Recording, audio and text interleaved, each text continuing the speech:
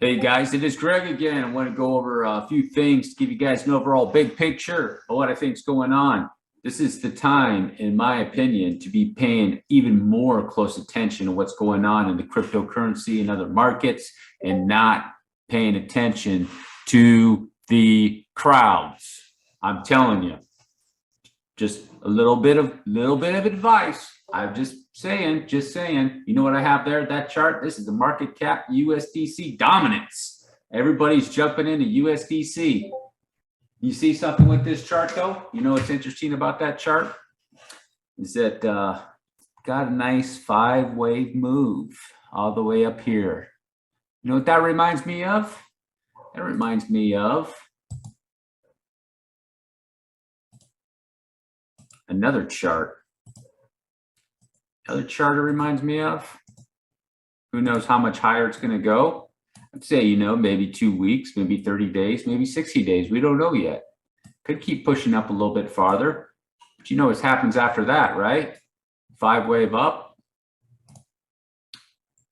And then there'll be this. Could even be bigger, right? So just saying. Just saying. You know what also reminds me of? I'll show you something else too, get you guys an overall big picture. Is the DXY on the weekly. Third wave coming in at some point. Let's take a look at that. Dive a little bit closer. Oh yeah, look at that. It's making some divergence. It could be coming in. Go back out to the weekly. We'll be looking for on the DXY. Something like that. Possibly. Another push up. How long is that going to take? Wave 1. How long wave 1 take? From 4 January to 22 March, 30, 60 days, maybe something like that. Go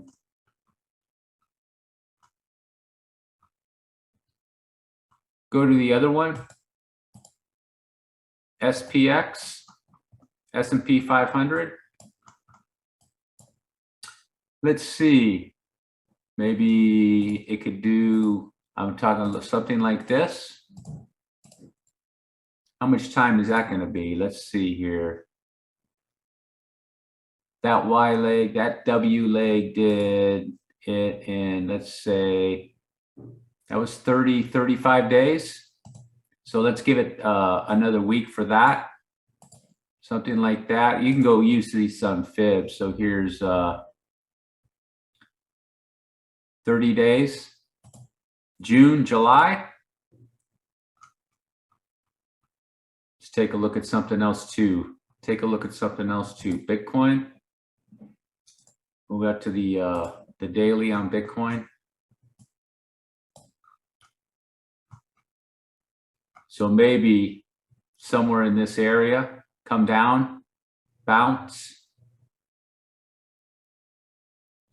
something like that. Might not get it. It could be a bounce up and then down here in this area. Just don't know yet.